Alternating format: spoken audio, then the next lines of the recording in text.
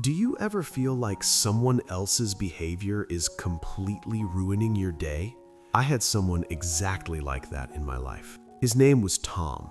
Every morning when I walked into the office and saw his face, it felt like he was carrying all the exhaustion and frustration of the world on his shoulders. No matter what I did, he always found something wrong with it. Whenever I shared a good idea, he would shut it down with a single sentence: "This'll never work." Cutting me off in meetings was basically his daily habit. Honestly, Tom was turning every moment of my life toxic. For the first few weeks, I kept telling myself, maybe this is just how he is. But as the days went by, that toxicity started spreading inside me. At night, his words echoed in my head, and in the morning, I'd wake up wishing I didn't have to go to work. Without realizing it, I was constantly thinking about toxic coworkers, replaying his comments, planning imaginary arguments, and wondering how I should respond next time. Slowly, I realized something scary. Tom wasn't just controlling my office life anymore. He was taking over my mental health and my entire day. In the middle of this suffocating situation, one Saturday morning, I went for a walk in my local park. I really needed to clear my head. After walking for a while, I got tired and sat down on a bench. On the bench next to me sat an elderly man. He had pure white hair and a beard, wore very simple clothes, but there was a deep calmness in his eyes and face, something I rarely see in people. Just looking at him felt peaceful. He noticed how heavy my expression was and gently smiled. Then he asked, "What's wrong, young man?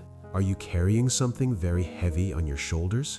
At first, I didn't want to talk to anyone, but the calm in his eyes made me feel like this person might actually understand me. So I told him everything about Tom, his negative behavior, and the emotional pain I was going through at work.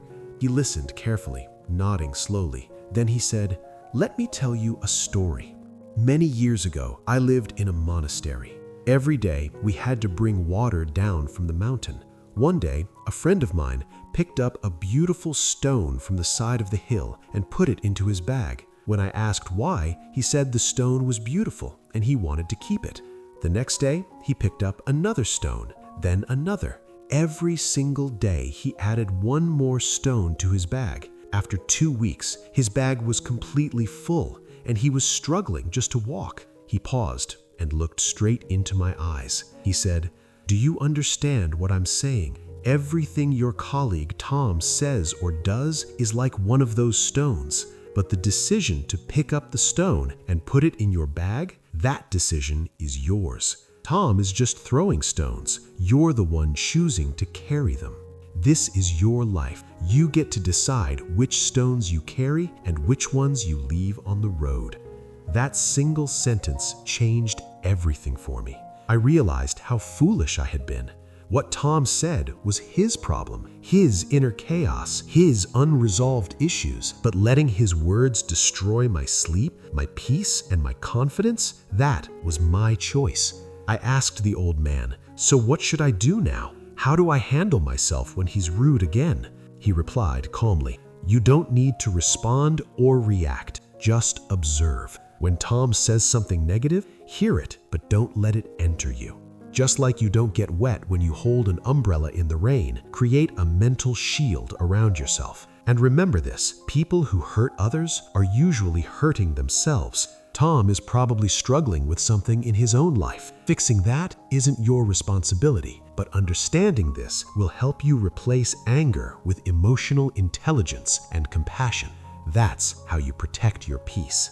As I walked home from the park that day, I felt lighter than I had in months. On Monday, when I went back to the office, Tom stayed true to his usual behavior. He said, "This report you made today is completely useless. In the past, that would have crushed me, but this time, I took a deep breath and thought, this is just another stone and I'm not picking it up today." I calmly said, "Okay, thanks for your feedback," and went back to my work. The first few days felt strange, but slowly I noticed something powerful. His words no longer affected me. My sleep improved, the fear of going to work disappeared, and surprisingly, I even started feeling a little sorry for Tom, because now I could see how much he was struggling with his own inner battles. All of us have people in our lives who try to pull us down, who spread negativity. The real strength isn't changing them because we can't control other people. The real strength is how you respond to negativity, which words you keep and which ones you throw away. That power is in your hands. Will you fill your bag with stones given by others, or will you choose peace and self-growth? The decision is yours. If this story resonated with you even a little bit, consider subscribing to the channel and staying with us on this journey. Like the video so it can reach others who might need to hear this today. Share it with a friend. You never know. One share could change someone's life. And in the comments, tell us which toxic stone are you choosing to put down starting today. Remember, your peace is always in your hands. Stay well, stay strong.